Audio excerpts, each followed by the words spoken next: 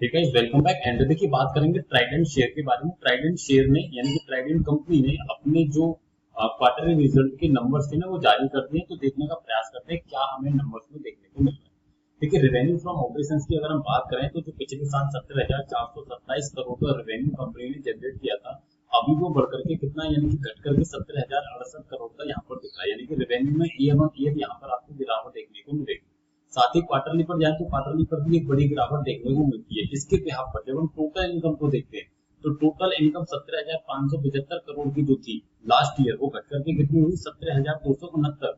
और क्वार्टरली में जो 18,833 करोड़ का था पिछले क्वार्टर में, वो भी घट करके 17,269। इट मीन अगर ईयर ऑन ईयर अगर हम देखें तो कितनी गिरावट हमें देखने को मिल रही है, यहाँ पर 1 से 2% की गिरावट हमें ईयर ऑन ईयर में देखने को मिल रही है। लेकिन जब हम क्वार्टरली जहां पर जाते हैं तो क्वार्टर ऑन क्वार्टर में हमें यहाँ पर 1% की गिरावट देखने को मिल रही है।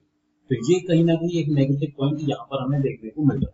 ठीक है, चलिए आगे चलते हैं और इसके टोटल एक्सपेंसेस को समझने की कोशिश करते हैं। जब इसके खर्चों को देखने का प्रयास करते हैं तो यहाँ पर देखिए 16,555 करोड़ के जो खर्चे पिछले साल से वो बढ़कर के यानी कि घट करके कितने हुए 15,381। ऐसे में कंपनी ने खर्चों को कंट्रोल काफी हद तक किया है। अगर मैं यहाँ देखूं कि कॉस्ट मटेरियल को अगर आप देखेंगे तो जो कॉस्ट मटेरियल थी वो 8,828 करोड़ थी, 8,824 करोड़ की जो पिछले साल थी, उस पर भी आप देखेंगे यहाँ पर कंट्रोल देखने को मिल रहा है ना। तो जो कंपनी इन चीजों को जो मैनेज कर रही है यानी कि changes in inventory of finish goods वगैरह, वेट्स वगैरह का, वेस्ट वगैरह का जो भी आप देखेंगे यहाँ पर 191 करोड़ का था, वो यहाँ पर 155 करोड़ में सिमट गया। तो ऐसे केस में जब कंपनी अपने जो रॉ मटेरियल्स वगैरह है उनकी जब कॉस्ट को डिक्रीज करने का प्रयास करेगी तो जो आपके खर्चे है वो लिमिटेड रहेंगे। अगर क्वार्टर की बात करें तो देखिए पिछले क्वार्टर में 17,116 करोड़ के जो खर्चे थे वो फिलहाल में भी डाउन है, आप देख पा रहे हैं 15,391 करोड़।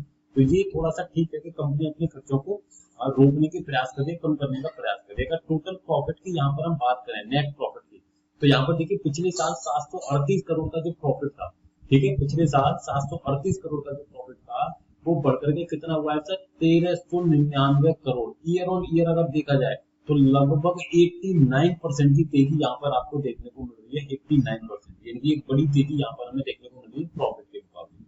अगर हम क्वार्टर ऑन क्वार्टर जाते हैं तो यहाँ पर 1,334 करोड़ का पिछले क्वार्टर में जो प्रॉफिट था वो 1,399 करोड़ हुआ है। यानी कि ईयर ऑन ईयर में 99% एंड क्वार्टर ऑन क्वार्टर में लगभग 5% की तेजी यहाँ देखने को मिल रही है। यानी कि ईयर ऑन ईयर भी एक अच्छी तेजी है एंड क्वार्टर ऑन क्वार्टर के यहाँ पर देखा जाए तब भी हमें यहाँ पर तेजी देखने को मिल रही है।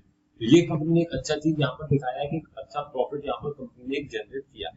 अगर अर्निंग पर शेयर की बात करें, ईपीएस को अगर हम देखें तो देखिए पिछले साल जो ईपीएस हमारा था वो 15 पैसे का था, अभी पिछले क्वार्टर में था 25 पैसे का, अब वो बढ़कर के 27 पैसे का हो गया। तो यहाँ भी slowly slowly quarter on quarter, year on year हमको ग्रोथ देखने को मिल रहा है।